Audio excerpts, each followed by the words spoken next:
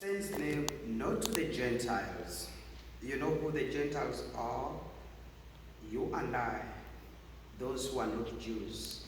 Those are within that Jewish community were the foreigners.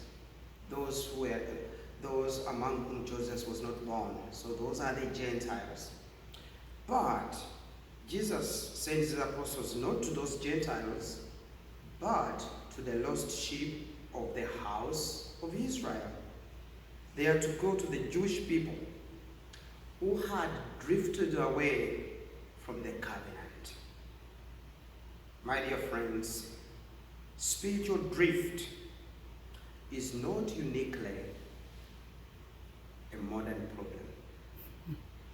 Oftentimes, when I talk to people, especially parents, they always say, I don't know what I've done. I did my level best, but none of my kids goes to church. They don't even like to have their children baptized. That's a common problem. That's all what you know. So what is the more difficult mission today?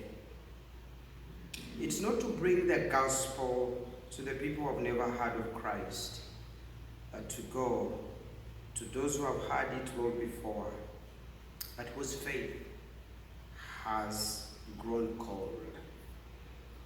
I know it would be nice always to say that once converted, always converted, but that's not the case. We know there are so many people who are detached from active church life. The Israel did so, and so are the people today. So it's a special calling in the church today to bring back the lost sheep. 2 summers ago, there was a very, very big convocation in Orlando, and it gathered many people from across the United States. Practically all the dioceses were represented. All the bishops, most of them were there. I think we were over about 1,000 people, of which actually no 3,000. About 600 were clergy, and about I think another 700 religious, and the rest over 2,000 lay people from all. But the message was about how do we reach out to the unchurched, to the nuns. I mean N-O-N-E-S, not the nuns of the veil, but the nuns, N-O-N-E-S. Those who are unchurched today. And so that's the message. How do we reach out to them? The only thing that we can do is definitely to reach out to them by our way of life. By trying to do what the gospel calls us to do. I mean, this is what they call new evangelization. Trying to reach out to all those people. Of course, there are so many things that bring the people to drift away from the church. Some people may nurse old prejudices, old hurts, old grievances. So they need the healing that the Lord can bring. So that's why we always have to reach out to them and bring them back to the fold. And that's why we should always share the good news to the people. It's a miracle of grace when faith is born.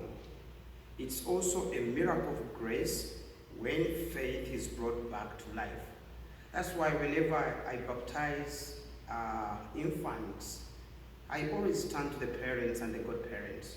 Because some people sometimes think it's just a routine to have the child christened. But those questions always ask us to try to make sure that we help this young child to bring the light of Christ to the shore. And we can only do that by our way of life. My dear friends, as we gather today, let us continue to thank the Lord for the gift of faith that we still have. We should not take it for granted. Let us thank the Lord for that gift of faith that we still share and have. But at the same time, let us always try to reach out to others by our way of life, by being compassionate, by being loving, by offering a shoulder for them to cry on.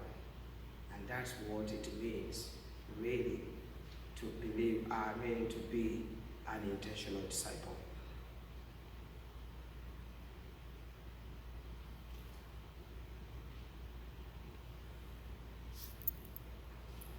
Let us